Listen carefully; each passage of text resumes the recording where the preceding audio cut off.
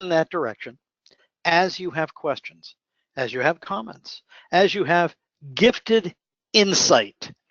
Please feel free to dump it in the chat box, because I'm a reasonable multitasker. I can do a reasonable job of keeping track of what's on chat and still remember where I'm supposed to be in my presentation. And here's a wonderful opportunity for you to test out the little chat interface, and that is, what sank the Titanic? What sank the Titanic? And just by way of background, so you understand why this is a topic of some degree of passion. It wasn't me, it was my lovely wife Nancy, who is a goddess to be worshipped.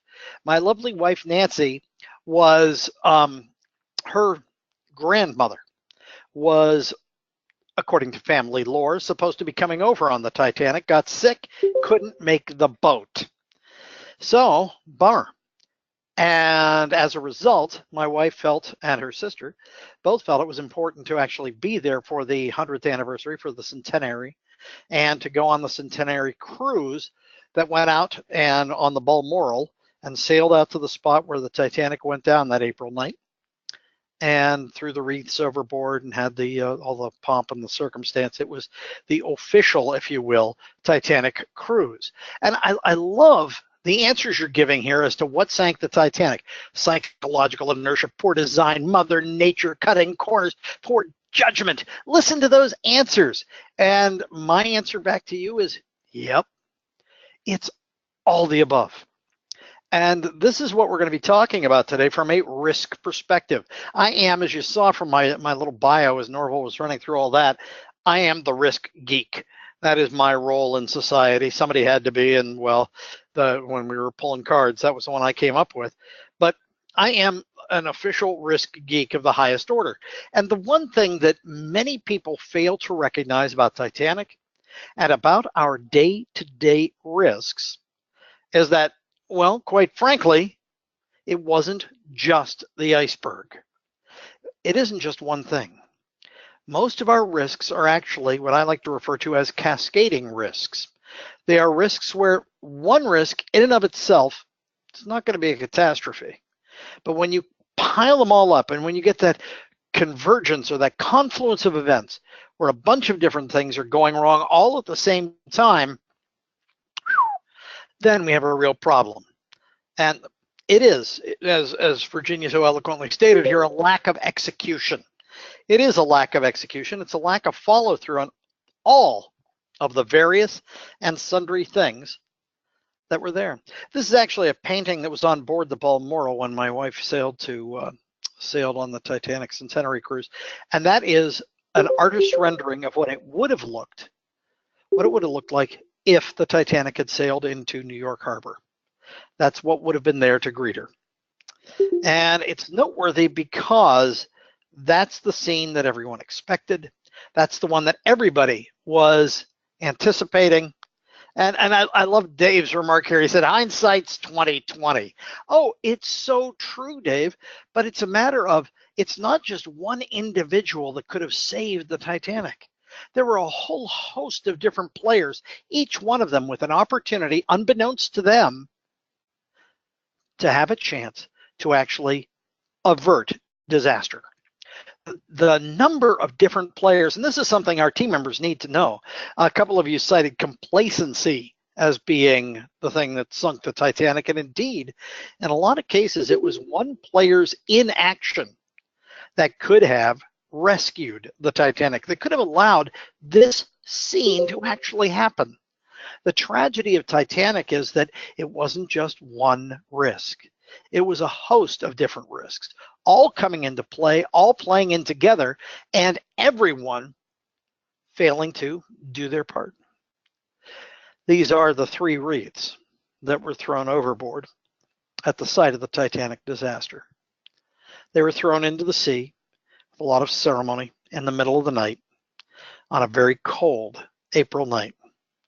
How did we wind up to where 100 years later we're actually still kind of looking at and shaking our heads over the whole notion of the Titanic going down?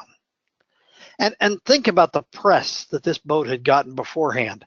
Think about the quality press that this boat had gotten. They had created a ship so big, so mammoth, so wonderful. If you laid the not the Eiffel Tower, the Empire State Building. If you lay the Empire State Building on its side, Titanic's bigger. So why did we wind up with this? The press at the time, and it was not the people who built the ship. It was not Ismay and the rest of that gang that built the ship. No, it was the press at that time that was saying, and I quote, God himself could not sink this ship. It's like, bring it. It's one of those situations where you're looking at it going, how could we wind up here? How could we wind up with this level of tragedy? Well, there's a bunch of different reasons why. And these are the ones we're going to be talking about today. These are the different rationale, if you will, as to why we wound up there today. How we wind up looking back on it, reflecting over a century and going, boy, how could that possibly have happened? Well, part of it was people looked into the crystal ball with that attitude of God himself could not sink this ship.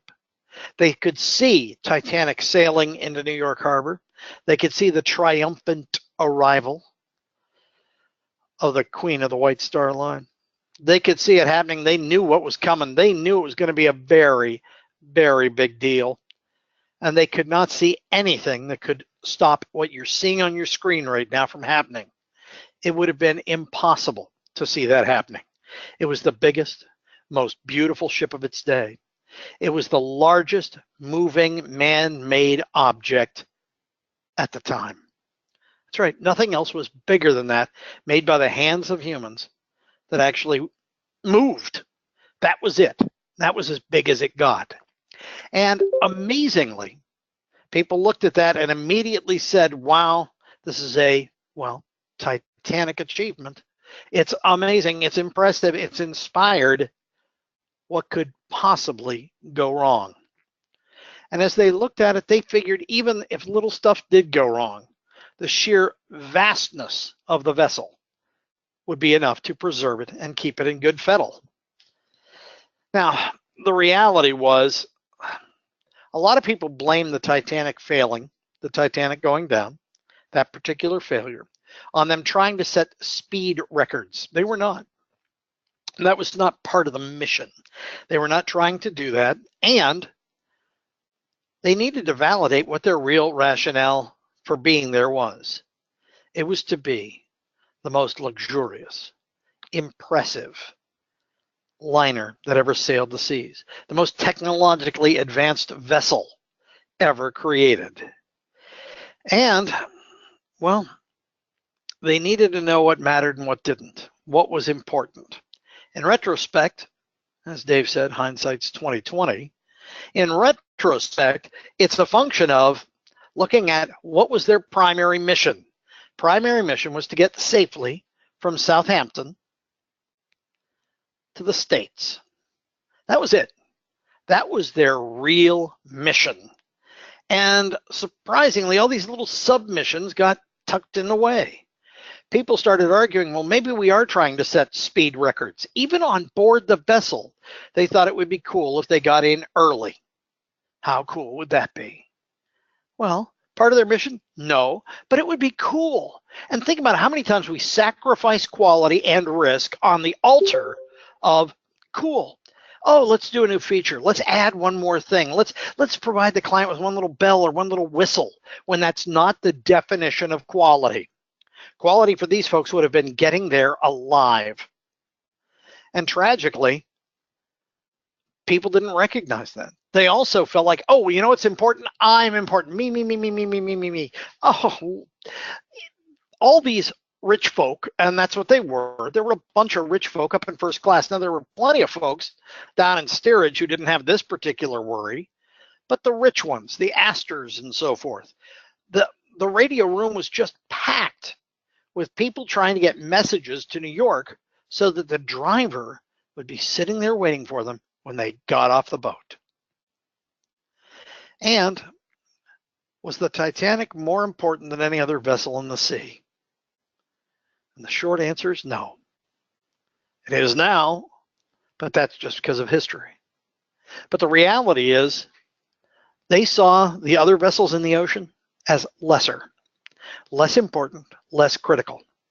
A lot of times when we're working on an effort, when we're working on a project, when we're working on a deliverable, we tend to think as all other deliverables are, well, lesser. They're not.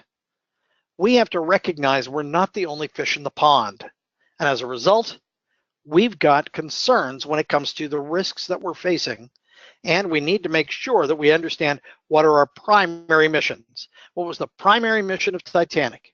To get to New York safely. If it doesn't succeed in that mission, it doesn't succeed, period. Interactive risks. So many things went wrong. Titanic was the sister ship to the Olympic. And what most folks are unaware of, and what doesn't get written up in a lot of the little movies and things, was that the Olympic, just prior to the Titanic setting sail from Dublin to head down to Southampton, to head back out to Halifax, when they were getting ready to ship out on the Titanic, the Olympic limped its way into the shipyards in Dublin. And what happened was the Olympic was having problems. Now that's Titanic's sister ship. And there were rules of the road back then. You know, they didn't have unemployment insurance back there in the 19 teens. And because of that, everybody wanted to, well, work and work and work and work. And so because they didn't have unemployment insurance, the big deal was who had seniority. Well, because the Olympic's crew had actually been out at sea already, they had seniority over the Titanic's crew. And it led to an interesting encounter because the Olympic people came on to the Titanic and said, we want to sail the Titanic's maiden voyage. And Titanic was like, but, well, the Olympic folks won because that was protocol back then. Think about that. You're all ready to go. You're going to go on a big fancy cruise ship and you're excited about this. And somebody comes in and goes, oh, I want your job. And because they've got just a little bit of seniority, they get your job. So the first mate who was supposed to be first mate on the Titanic actually became the second mate because the first mate from the Olympic came over and took the place of the first mate on the Titanic. And it fell down the food chain until the second mate. The second mate on Titanic had no place to go, nowhere. And as a result, what they did, they said to the second mate on the Titanic, hey, got some really bad news for you. You're not sailing. Put yourself in his shoes. You're ticked. You just lost a couple of weeks of really good work. And to boot, you're going to be cooling your heels around Dublin waiting for the Olympic to get fixed. So you're stuck. You storm off the boat, you grab your bag, you grab your duffel, and you head off the boat. And you get home, and you reach into your pockets, and you empty out your pockets. And what comes out of your pockets? Oh, one of the things that comes out of your pockets are your keys. We're going to talk about those keys a little later on, how they play an important role in the fact that Titanic went down. But that second mate is no longer on board Titanic. He's home, angry, and just waiting. He's one of the many interactive risks that actually drove the Titanic to the bottom of the ocean. One of the many, and there are a host of them. The first one is, you see that rudder? Now, this is a mock-up of the actual Titanic rudder, but take a look at that. Look at that rudder. Titanic had to fit in the docks at Southampton. And originally, in Ismay's original design, that rudder was long. It actually extended beyond the frame of this picture. However, Ismay didn't get his way in building the boat. Why? Because if the rudder was any longer than that, it wouldn't fit in the regular docks at Southampton. They wouldn't have been able to dock, at least not properly. And people would have had to do some kind of jury-rigged workaround in order to get on the boat. So they trimmed the rudder down. And look at that rudder. It looks perfectly capable, except for one thing. Shorter rudder means you don't have as tight a turning radius. Now, steering the Titanic is like trying to steer an apartment building. Not an easy thing. And to boot, now you've got a slimmer rudder with which to do it. Not a big deal in and of itself because, well, God himself could not sink this ship. And then there's the lifeboats. They were supposed to have 32 and originally did have 32 lifeboats planned for Titanic. And as you look at this little model, as you're studying this model, there were only 20 lifeboats when Titanic sailed. The reason? First class. You see those cabins up there on the very, very top deck, the nice fancy schmancy ones? That's where the Astors, that's where the fancy schmancy people actually resided on the cruise. And think about this. If you're a fancy schmancy person, what do you want to see when you look out your port? When you look out your little portal, when you look out your window, you want to see the ocean. Well, the lifeboats were stacked too deep, and because they were stacked too high, you couldn't see anything except for lifeboat out your window. Well, that's a big disappointment. We'll correct that, ma'am. We'll correct that, sir. Not a problem. We can get that done. We'll just take off some of the lifeboats. We won't need all of them. We'll just use them in case. But, you know, realistically, we probably only don't need more than 20. We don't need the full complement of 32 lifeboats. Because God himself could not sink this ship. And as you look at this, you realize, oh my gosh, well, if they had had the extra 12 lifeboats, even then they could have only saved 1,178 people. But that's a lot more than the 705 people they did save. So that played a big role in that, trying to keep the rich folk happy. The engines. Oh, the engines made it worse because the engines were really, really powerful. They really were. They were coal-fired and they were just ready to do work. You know, you might think, oh, that's great. No, it's not, because it means you can put on more speed. And if you can put on more speed, it means that you, well, frankly, don't have as responsive a vessel. You're a rock rolling down a hill. And so the speed of the engines made the speed issue worse, because the engines, once they got going, it was awfully hard to slow them down. They had momentum. Oh, and the structure of the boat. Structure of the boat itself. Titanic was one of the first steel-hulled vessels. Steel. A lot stronger than iron. Not those old iron horses. No, this was steel-hulled. Steel-hulled. Only one problem they found out as they were building Titanic. It takes a whole lot longer to put in a steel bolt than it takes to put in a regular bolt, an iron bolt. And they found out that you had to heat them longer, and it took longer to smash them into place, and it was delaying their ability to set sail. And they made the corporate decision, got to play the game right. We got to get this boat out on time. Tell you what we're going to do. For the remainder of this, we're going to go ahead and use iron bolts. Iron bolts on a steel hull. Whew. Not a good idea. They don't react the same way metallurgically, and that's a problem when you're out there in the water and the water goes from cold to colder. When your plates and your bolts are not contracting at exactly the same speed and same pace, it makes them, well, a little more dangerous, but just a little. And frankly, in and of itself, that was not enough to actually sink the Titanic in any way, shape, or form, unless, of course, it hit an object. And that just made things, well, worse. This is something we should be looking at. We look at a lot of lesser risks on our day-to-day, and we fail to look at, is this in and of itself a big risk? And generally speaking, most of the stuff we deal with, no, it's not a big deal. But then you can start stacking it up, and you start seeing other things that crop up. And if you put them together, then you have to ask yourself, if both of these happen, is it a bad thing? And you keep adding one more and one more and one more. And it gets worse and worse and worse. Tragically, most people look at risk in a rather insular environment. We look at risks and say, is this a big risk? Is this a little risk? Not, is this one that's going to come into convergence with another risk and actually create a potential disaster?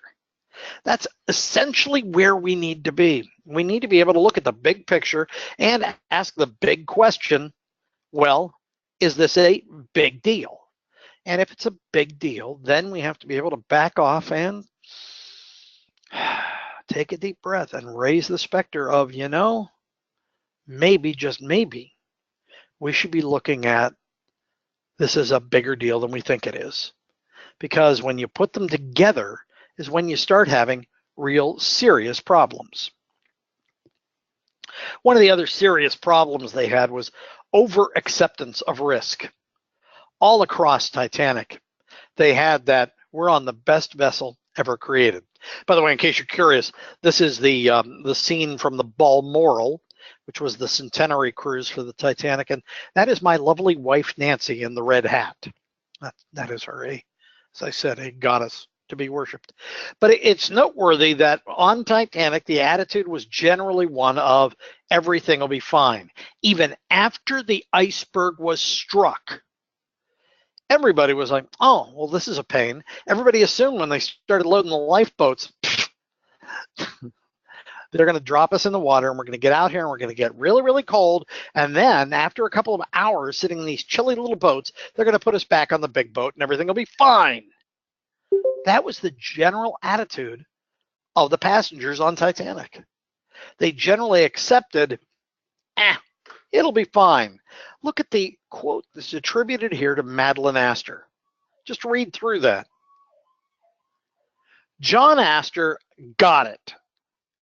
John Astor got it. Madeline didn't. And it's noteworthy. John Astor, and at least Madeline got it to the point where she was able to say, you know what, maybe I should go ahead and put on a life jacket.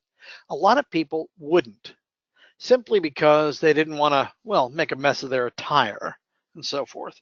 And the reality is John Astor got it. Madeline Astor, with some prodding, got it. A lot of people on board Titanic were simply accepting the fact that it was going to be fine. Even as the boat started to list, they actually started to get, they had the sense, oh, maybe this is a little worse than we thought it was. But still, very few people up to the bitter, bitter end ever believed the Titanic was going to actually sink. They thought it was going to have problems, but they sure as heck didn't believe it was going to sink. We want to be John Astor. We want to be the person who's basically, if somebody throws us a life vest, as our projects are moving forward, as our deliverables are moving forward, and somebody says, here's a safety metric, here's a quality metric, and you should be keeping an eye on this. There's a temptation, no, this is good. Our deliverables are fine. We don't need to take one more metric. We don't need to take a look at one more number.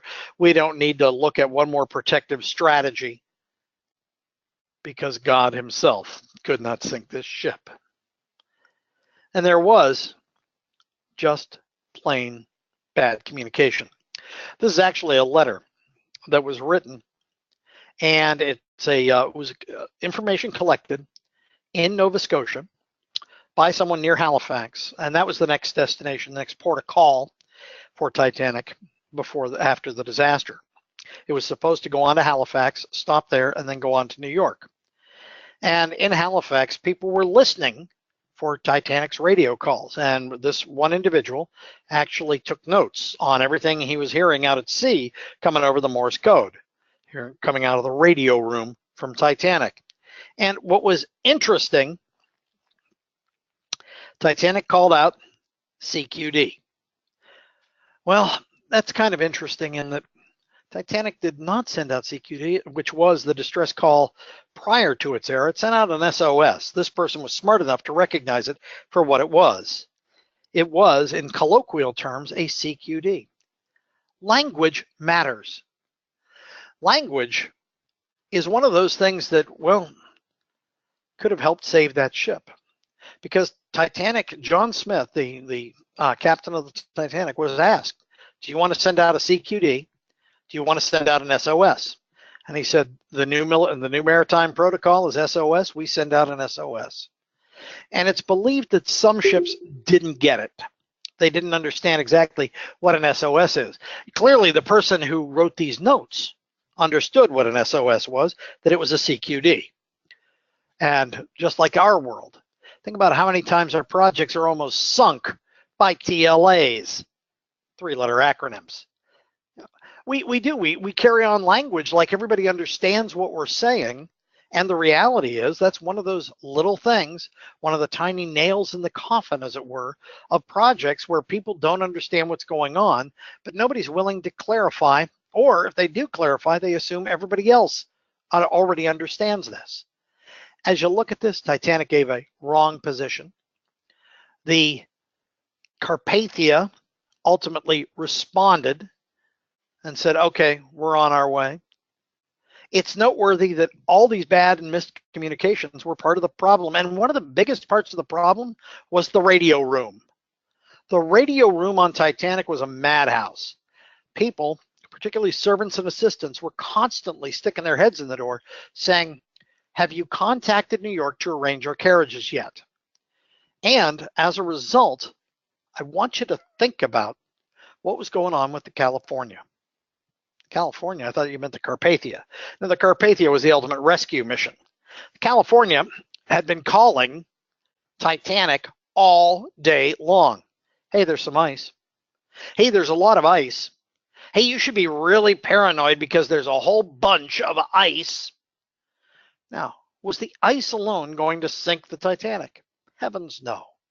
But where there's ice, there's the potential for, well, bigger risks.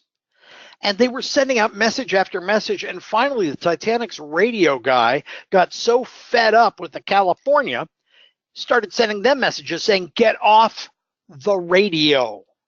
Get off the radio. We're trying to arrange for carriages here. And the California's radio man, as was the tradition of the day, waited until 11 o'clock, waited till 11 at night. And the moment 11 o'clock rolled around, what do you think he did? Bag this. I'm tired of listening to these people. Click.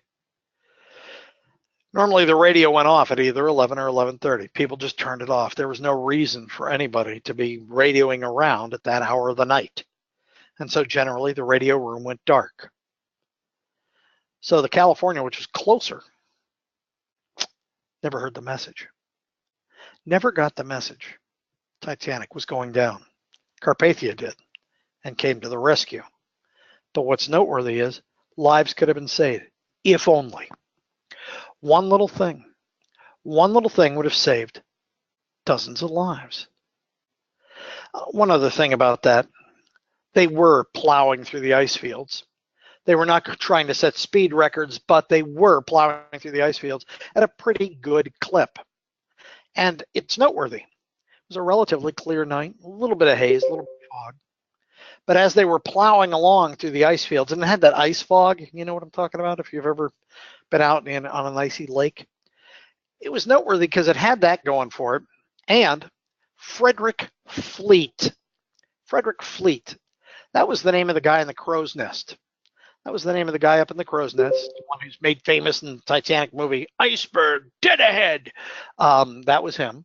He was the one who called out that he had spotted the iceberg, but he spotted it with his bare eyes. He didn't have binoculars. He didn't have binoculars for a very good reason. They were locked in a binocular cabinet. Carl, why didn't they just unlock the binocular cabinet and give him a pair? They didn't have the key. The keys to the binocular cabinet were normally held by the second mate on the ship. Oh, and some of you are already remembering. I was talking about the second mate much, much earlier. Second mate on the ship had the keys to the binocular cabinet. And I want you to envision that you're an employee on board a brand new boat. Oh, it's beautiful. Wow. It's a big fancy boat. Everything's fancy teak and mahogany. And you go down and there's the binocular cabinet all locked up and it's made of mahogany. It's a really nice cabinet. You got the key? I don't have the key. You have the key? No, you got the key. I don't know where the key is. Well, crap. We need those binoculars. Well, I'm not going to break that thing. It's brand new. You break it. I'm not breaking it open. We don't need binoculars that bad. It's one risk feeding another, feeding another, feeding another. It's amazing how that goes down, how it all just kind of collapses. And it all collapses because of the protocols that were used associated with working on the Titanic. It goes with the fact that it was the brand new boat. It goes to, and I love the thing here. What's the topic of this? It is about all the confluence of risk and how we always tend to look at just one. We tend to look at single risks as single events. We don't look at them as they pile up on each other, because any one of these things in and of itself is not a big deal. You put them all together, and what you start running into is, well, big problems. And it's about cascading risk. That's the whole thing. Titanic risk is cascading risk. It's one of those very simple things where if you don't look at them all, you've got a problem. After 11:30, a lot of people weren't listening. And that changed, obviously. People now, radio rooms are required to be operating 24/7. And channels are kept open. But it's notable that listening is one of the first things that could have saved us all the way around when it came to Titanic. Look at all the different listening that wasn't going on. People don't like to listen about risk. When I'm teaching my basics of risk class, I love the fact that some people will say, I'll ask the simple question. I'm flying out for Detroit next week. What's one of the risks I'm facing? And invariably, people take pause, and nobody in class wants to say it. I'll say, anybody, what's one of the, you're going to be late, you're going to be delayed, your luggage is going to get lost. Yeah, but what's the big risk? Somebody eventually says it. Your plane could crash and you could die. I'm like, exactly. People don't want to say that. Why? Because they're not willing to listen to the ugly truths. The chances of it are remote, but it is something we have to be willing to accept. The fact that they had the crystal ball effect where they were looking at, it's going to happen, everything, it's inevitable, we'll get to New York, it's going to be beautiful. That was their perspective because they believed their own press. Wow. I love the all these notes going on in terms of getting people into America and trying to keep America safer. What's noteworthy is we need to look from our project perspective and from the work we're doing perspective on how can we actually ensure our processes enable the best risk outcomes possible. Nancy, my wife, actually said one of the most chilling things on board her cruise was when the afternoon before the sinking, before the anniversary of the sinking, they took the main theater and they played very quiet music and they put the name of each of the 1,517 people who died up on the screen for about 30 seconds. And it was just up there, scrolling with this music. She said it was chilling because the names would pop up and you'd be thinking about who that person might have been, father, son, uncle, whatever. But one by one, as they rolled by, as those thoughts rolled past, it was noteworthy because you start looking at that, the sheer volume of lives lost. And they were lost not because of the single event of striking the iceberg. And frankly, quality is all about making our projects, our deliverables, our outputs somewhat iceberg proof. But we also have to make sure that our processes are not going to become contributing factors to cascading risk. We should be asking ourselves, does this create an environment where the little risks can pile up to make even the survivable big risks, well, not survivable? That's Frederick Fleet. That's a picture of him. And that's a picture of Milvina Dean, the last survivor. She was a third-class passenger who passed away just a few years ago. And she was the last survivor. She was a mere baby when Titanic went down. But she was the last survivor of Titanic. And what's incredible is their names would have been lost to history probably if it hadn't gone down, if Titanic hadn't gone down. And here's the question. Formality on the Titanic is more. Their example, there does not seem to be descriptions of the tennis location, the ice skating rink, the swimming pool, the spa, the local food areas. Good point, Aaron. But it's still, for its day, it was about as luxurious as you could possibly get. And the focus was on luxury. The focus was not on, gee, and then you die. People were not looking at the death part of this whole thing. This is, by the way, from Halifax, Nova Scotia. There are a number of cemeteries dedicated exclusively to the victims of Titanic. And they were brought in from the sea, and they were deposited in Halifax, many of them unidentified and unidentifiable, with markers much like this one. And you can see this was marker 240. There are different cemeteries for these people in Halifax, Nova Scotia. And by the way, if you ever want to see one of the cooler Titanic museums, it's in Halifax, Nova Scotia. If you don't want to go all the way over to England, you could pull it off that way. But what's notable about this is people went and passed away without ever being identified again. Part of that was they didn't keep exceptional records on specifically who was on board. They knew that there were a bunch of people on board. They knew that they were there, but, and somebody's saying they lost their audio. Can I get a thumbs up that you're still hearing me? Yep, you're still audible. Thank you. Okay. You're welcome. But it's noteworthy in that we need to recognize that before the fact, during the cruise, after it sank, one by one, there are risks that people point to and in retrospect look at and go, how could you have let that happen? And almost all of them go to process. Almost all of them go to process. And basically saying, we're focused on little stuff, not focused on the big game. The big game, getting to point B. What went wrong? The bulkheads. They were supposed to be watertight. The front bulkheads, they had two choices of watertight compartments, sealed and unsealed. And when they were looking at pricing out the Titanic, they decided on unsealed.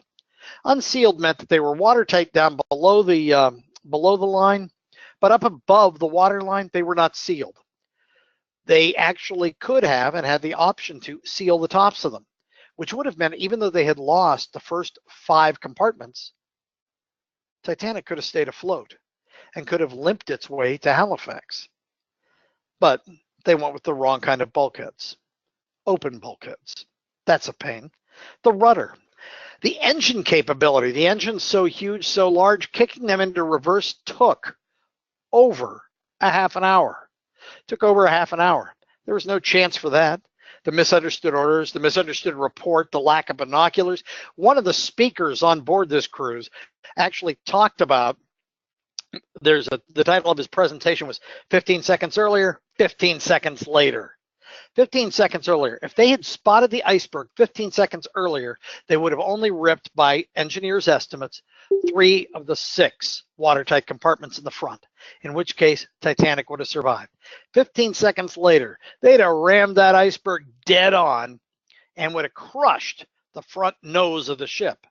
But the ship would have literally run aground onto the iceberg long enough for the Carpathia to get there. 15 seconds either way. So what do we do? What do we do? For one, we communicate crystal clear what the whole body of risks are. We don't leave the little ones out. Tragically, that's one of the things that most risk classes will teach you is, oh, and these are the lesser risks. Don't worry about those. No, we need to take a page from Bruce Weeks, who's an engineer who looked at this stuff and said, you know, realistically, we should be looking at all the little risks and just asking the question, if they all happened at the same time, how bad would that be? How disastrous would that be? And being able to look at the whole, well, picture, the big picture. What do we need to do?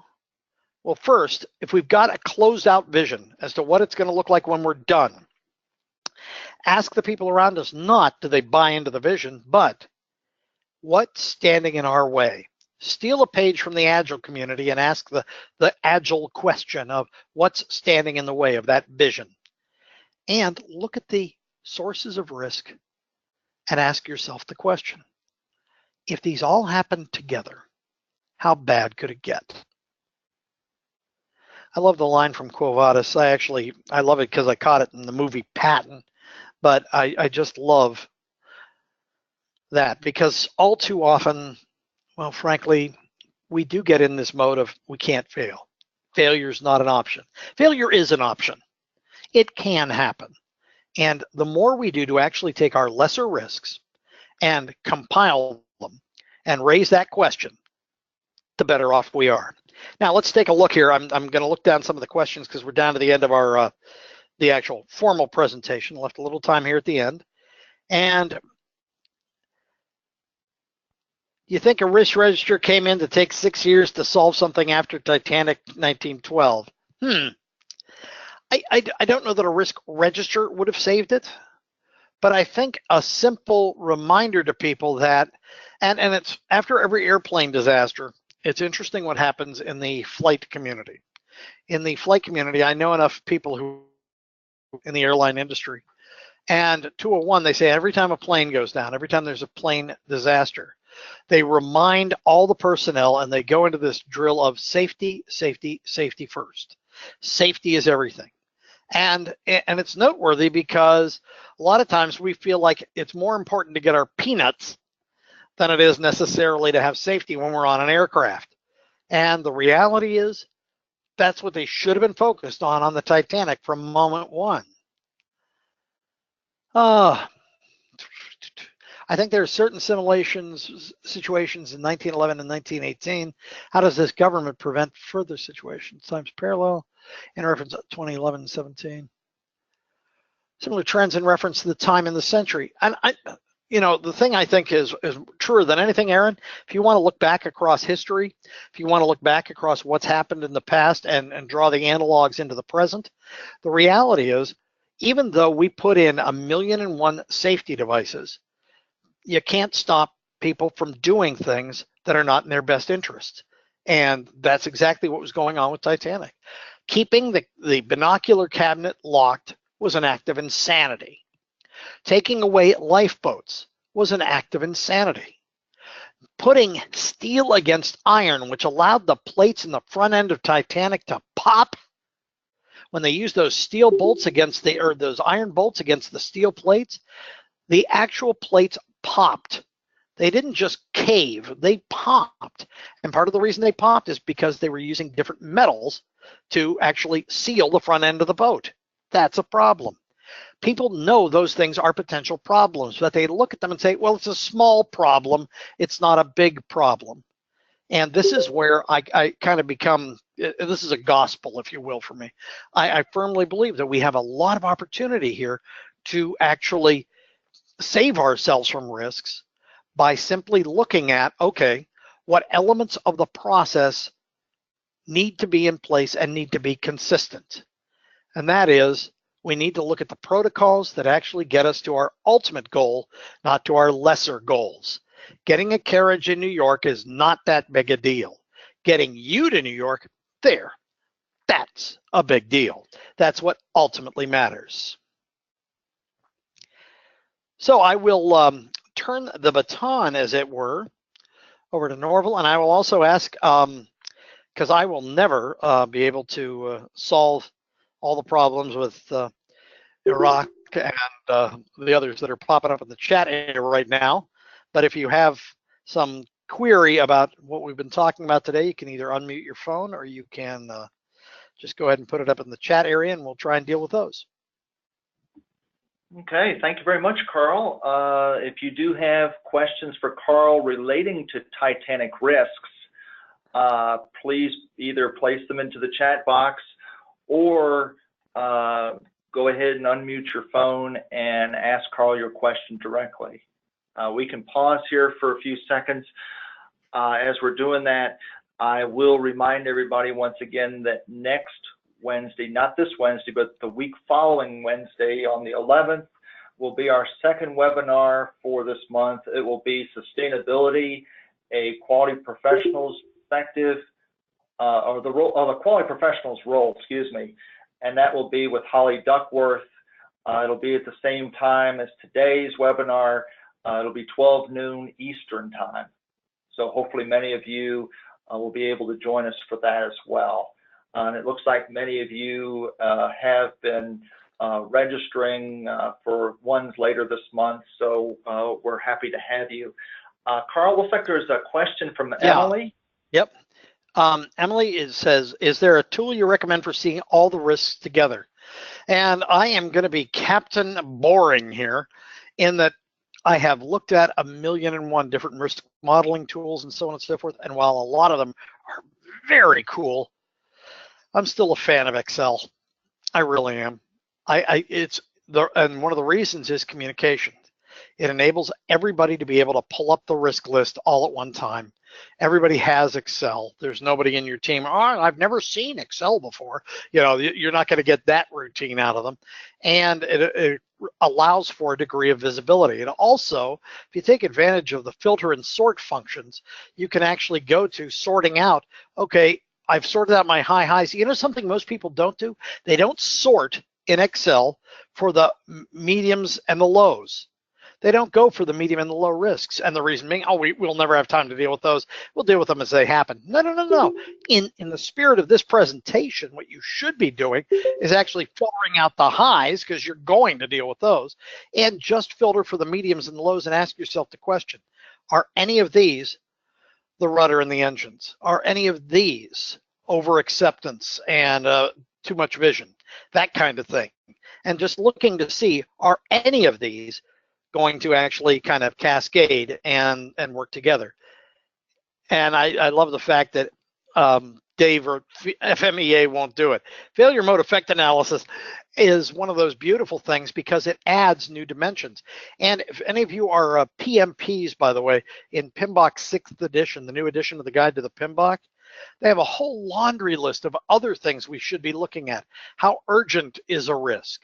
And I love the new term they've got in there, propinquity. You gotta love that, propinquity. And that is, how much do people actually care? You know, we have a lot of risks that don't have high propinquity. People just don't care. And as a result, because they don't care, they don't see them as big threats. And we need to be the voice crying in the wilderness to make sure that those actually get addressed. Can we say the two major sources of every project failure, lack of sufficient planning and inefficient communication? And Afshin, I would agree with you wholeheartedly. I think that's really boiling it down to kind of the simplest nut. And the question here from Julie was, identifying all risks can lead to a very long list. How do you recommend not losing sight of the minor risks? And exactly what I was saying earlier, if you're using something like Excel and you can filter them out, just every now and again, you're going to be focused on the highs. Everybody's going to be focused on the highs, but package those together. And, you know, this is a wonderful opportunity for you to take full advantage of the green people in your organization. Most of you have green people working with you. And by green people, I mean those young, fresh faces. Those, you know, the ones who come into the office going, I just graduated from Stanford, give me power. And it's like, oh, Junior, you have no idea. And taking those people and giving them the mission of, hey, you know what, we're having big risk talks these days, but here's what I want you to focus on.